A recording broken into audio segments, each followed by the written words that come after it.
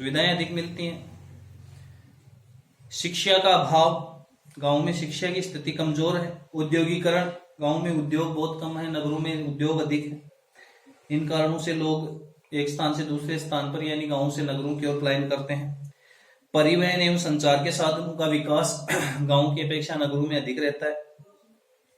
कृषि का लाभकारी होना, अब धीरे धीरे आप देख रहे हैं कृषि लाभकारी होती जा रही है, हो ही नहीं रही है इतनी, इसीलिए लोग कमाई के लिए गांवों को छोड़कर नगरों में। पानी की कमी आ गई है। लघु और कुटीर उद्योगों की समाप्ति, बड़े उद्योगों के कारण जो गांवों में छोटे छोटे लघु उद्योग थे, कुटीर उद्योग थे, उनकी समाप्ति हो गई। अब बात करते हैं लिंगानुपात की।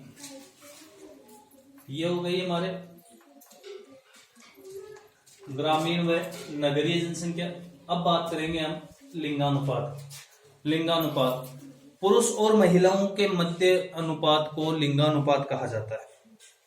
1000 पुरुषों पर महिलाओं की संख्या को लिंगानुपात कहा जाता है। जनसंख्या में स्त्री पुरुष की संख्या के अनुपात को लिंगानुपात कहते हैं। प्रति 1000 पुरुषों पर स्त्रियों की संख्या देखी जाती है। भारत का लिंगानुपात कितना है? 2011 के अनुसार 940। कितना है? 940। जो विश्व का अनुपात कितना है? 984। विश्व का अनुपात कितना है? लिंगानुपात 984 से बहुत कम है। भारत में सर्वाधिक लिंगानुपात कहां का है? केरल का। कितना है? 1084। विश्व का 984, केरल का 1084। तो सबसे कम कहां का है? हरियाणा 977, सॉरी 877। सर्वाधिक लिंगानुपात केरल का, कारण क्या है? शिक्षा। सबसे कम लिंगानुपात हरियाणा का, कारण क्या है? शिक्षा।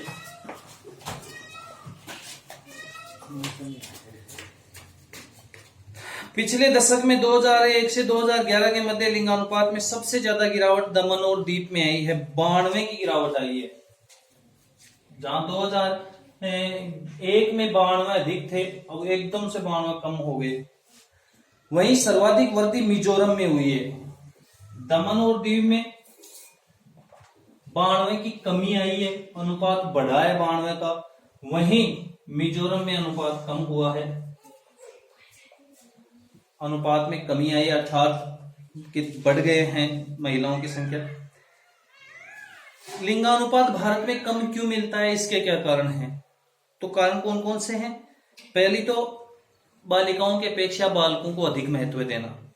नंबर 2, बाल विवाह। नंबर 3, स्त्रियों की आर्थिक स्वतंत्रता। नंबर 4, बालिका शिक्षा के अभाव और बढ़ता नगरीकरण, जिसके कारण धीरे धीरे लिंगानुपात में बढ़ोतरी होती जा रही है, अर्थात कमी आती जा रही है महिलाओं में।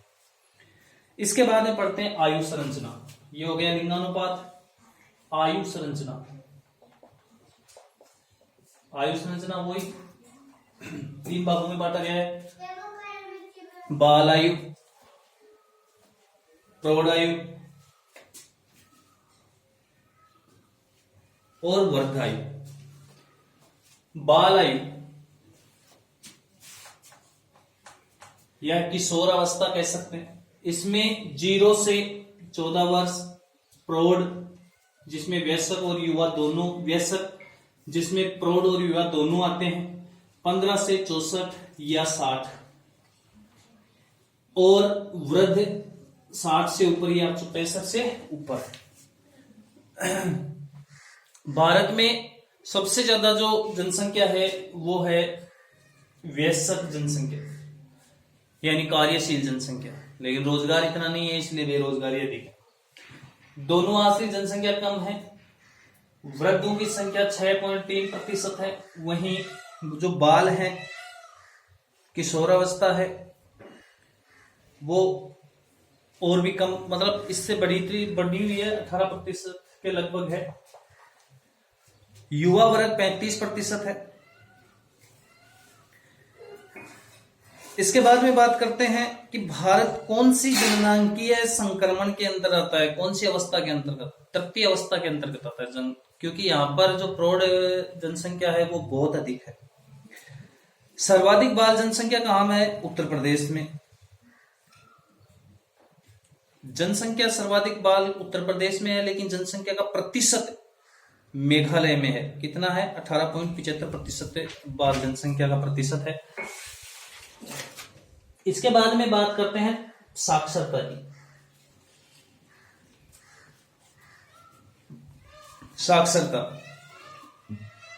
साक्षरता से मानसिक,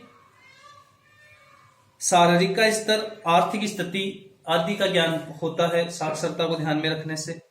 साक्षरता को प्रभावित करने वाले कारक कौन कौन से हैं? नंबर 1, नगरीकरण का स्तर। जहां नगरीकरण का स्तर होगा वहीं शिक्षा ज्यादा होगी। नगरीकरण का स्तर, जीवन स्तर, अर्थव्यवस्था का प्रसार, समाज में स्त्रियों की स्थिति, मूल्य प्रणाली, शैक्षणिक सुविधाओं की उपलब्धता, तकनीकी विकास का स्तर व सार्वजनिक नीति प्रभावित करती हैं साक्षरता को। भारत की साक्षरता का औसत 74.4%, 74.04% साक्षरता है भारत में। कितनी प्रतिशत? 74.04। सर्वाधिक कहां की है? केरल में। सर्वाधिक कहां पर है जनसंख्या? कौन से राज्य की जनसंख्या सर्वाधिक साक्षर है? केरल की जनसंख्या। कितने प्रतिशत है? केरल की है 93.91%, 93.91%। वहीं सबसे कम कहां की है? बिहार की। साक्षरता सबसे कम बिहार की है। कितनी है? 63.82%, 63.82%। पुरुष साक्षरता सबसे कम कहां की है? बिहार की है। अगर महिला साक्षरता की बात करते हैं, पुरुष साक्षरता की बात करते हैं, तो सबसे अधिक पुरुष साक्षरता लक्षद्वीप की है 96.91। केरल, तो राज्यों की बात करें तो केरल और सभी, चाहे राज्य हो चाहे केंद्र शासित, तो लक्षद्वीप की है 96.11। और सबसे कम बिहार की पुरुष साक्षरता है। कितनी है? 73.5%, 73.5% साक्षरता है केरल की, बिहार की पुरुष साक्षरता। अब बात करते हैं भाषा।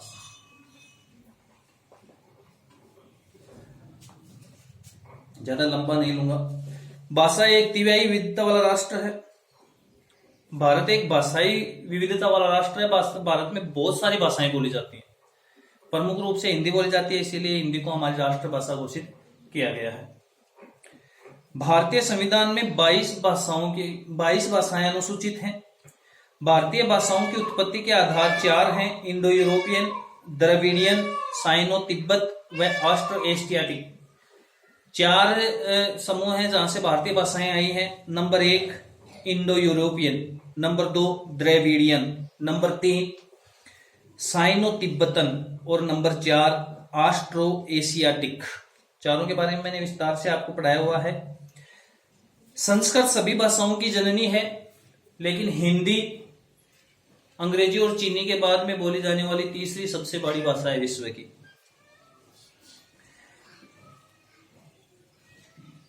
अब बात करते हैं धार्मिक संरचना की।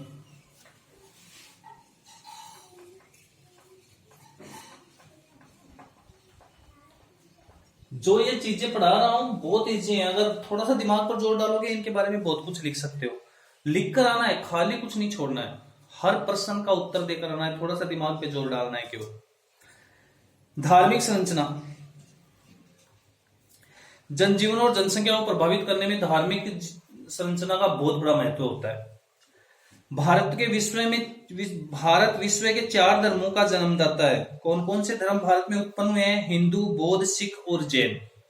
4 धर्मों को भारत ने जन्म दिया। 2011 की जनगणना के अनुसार 76.56% हिंदू थे भारत में। कितने? 76.56% हिंदू कहां थे? भारत में। वहीं 14.31% मुस्लिम थे 2011 के अनुसार। मुस्लिम 2.36, ईसाई 1.74, सिख 2.36% ईसाई थे, 1.74% सिख थे।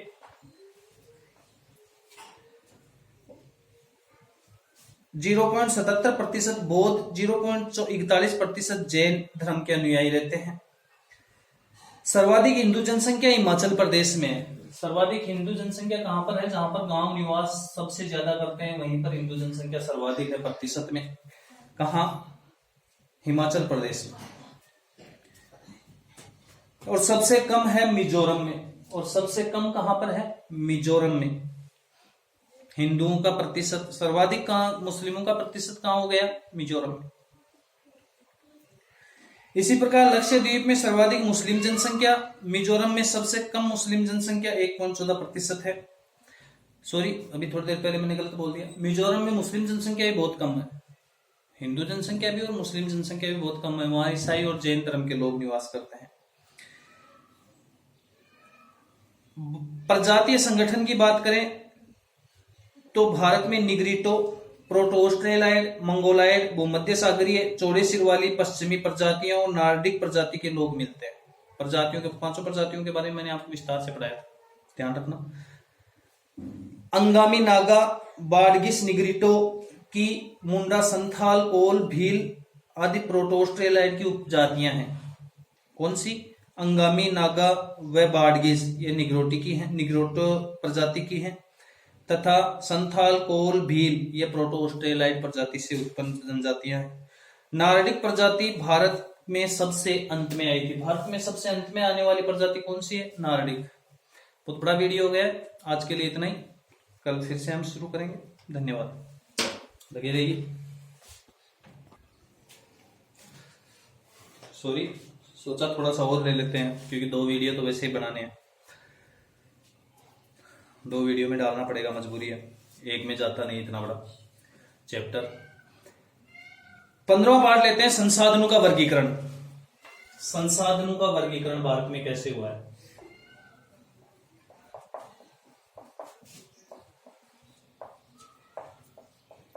शायद लिख रहा है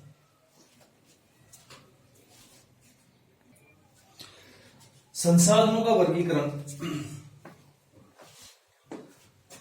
वर्गीकरण एवं संरक्षण आज पढ़ेंगे।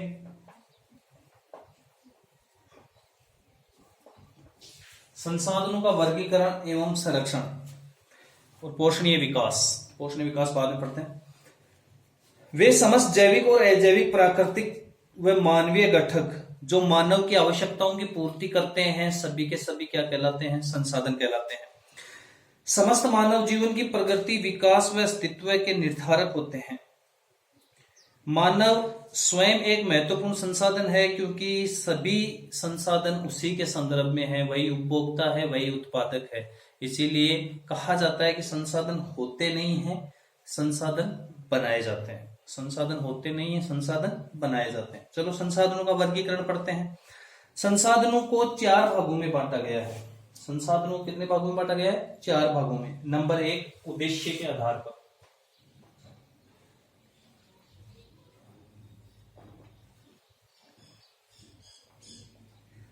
नंबर 1, उद्देश्य के आधार पर। उद्देश्य के आधार पर संसाधन 2 प्रकार के होते हैं, जैविक और अजैविक। जैविक और अजैविक। नंबर 2, उपयोग की निरंतरता के आधार पर।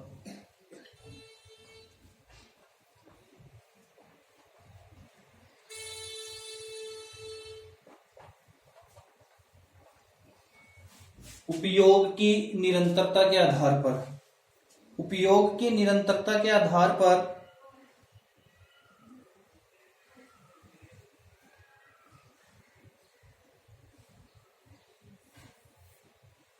दो प्रकार के, समाप्य, असमाप्य। ये अनव्यकरणीय और ये नव्यकरणीय। समाप्य जो समाप्त हो जाते हैं, दोबारा से उसको नवीनीकृत नहीं किया जा सकता। असमाप्य जो कभी समाप्त नहीं, जैसे सौर ऊर्जा, कोयला है वो समाप्य है, सौर ऊर्जा है वो असमाप्य, पवन ऊर्जा है, सौर ऊर्जा है। उद्देश्य के आधार पर संसाधनों में ऊर्जा संसाधन और गैर ऊर्जा संसाधन भी आते हैं। ऊर्जा और गैर ऊर्जा। ऊर्जा संसाधन और गैर ऊर्जा संसाधन भी आते हैं। इसके अलावा स्वामित्व के आधार पर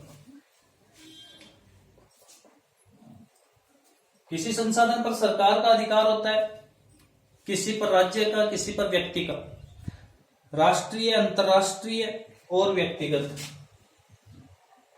राष्ट्रीय, राष्ट्र का अधिकार, अंतरराष्ट्रीय, विश्व का अधिकार और व्यक्तिगत, व्यक्तियों का अधिकार। इसमें भी सार्वजनिक और निजी होते हैं, सार्वजनिक रूप से भी होते हैं और निजी भी होते हैं। संसाधनों का संरक्षण किस प्रकार किया जा सकता है? ध्यान रखिए, संसाधनों का दोहन इस प्रकार से हो कि उसकी मितव्ययता का ध्यान में रखते हुए ऐसे संसाधनों का उपयोग ऐसे संसाधनों के स्थान पर किया जा सके जिनका भंडार बहुत अधिक है। उन संसाधनों का प्रयोग उनके स्थान पर किया जा सके जहां पर जिन संसाधनों का उपयोग उपलब्धता बहुत कम हो। जैसे तांबे की उपलब्धता कम है तो उसके स्थान पर किसका प्रयोग किया जा सकता है? एल्यूमिनियम का प्रयोग किया जा सकता है। तो संसाधनों का नियोजित, विवेकपूर्ण, मितव्ययतापूर्ण, पुनर्भरण क्षमतानुसार विनाश रहित उपयोग करना ही क्या है? संसाधन का संरक्षण है।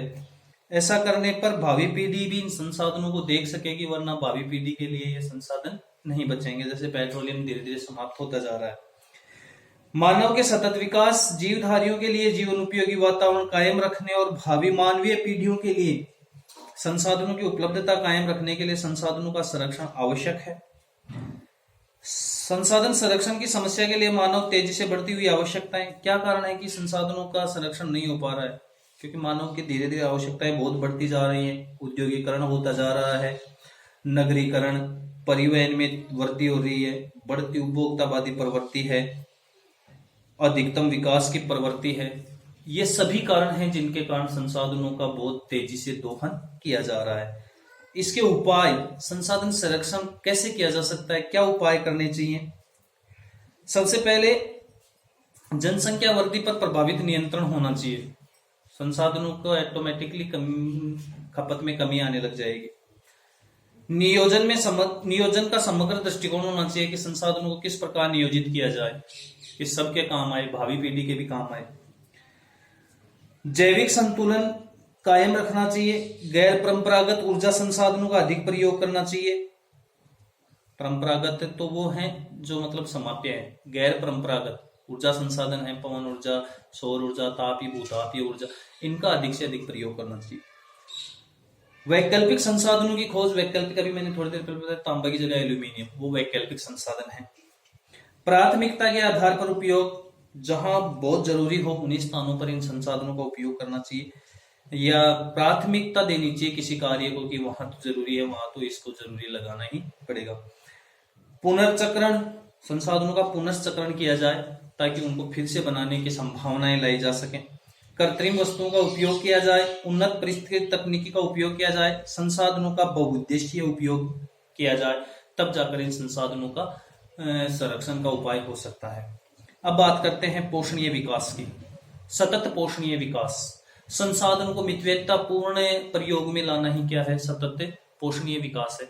धीरे धीरे इनका पोषणीय विकास होगा, भावी पीढ़ी के लिए भी उपयोगी रहेंगे। इनके बारे में आप अपनी पुस्तक में पढ़िए, समझाने लायक कुछ नहीं है, कुछ नोट्स हैं, उनको आप अध्ययन कीजिए। धन्यवाद। आज का वीडियो इतना ही है, कल 16वें पार्ट से फिर शुरू करेंगे। आज के लिए धन्यवाद।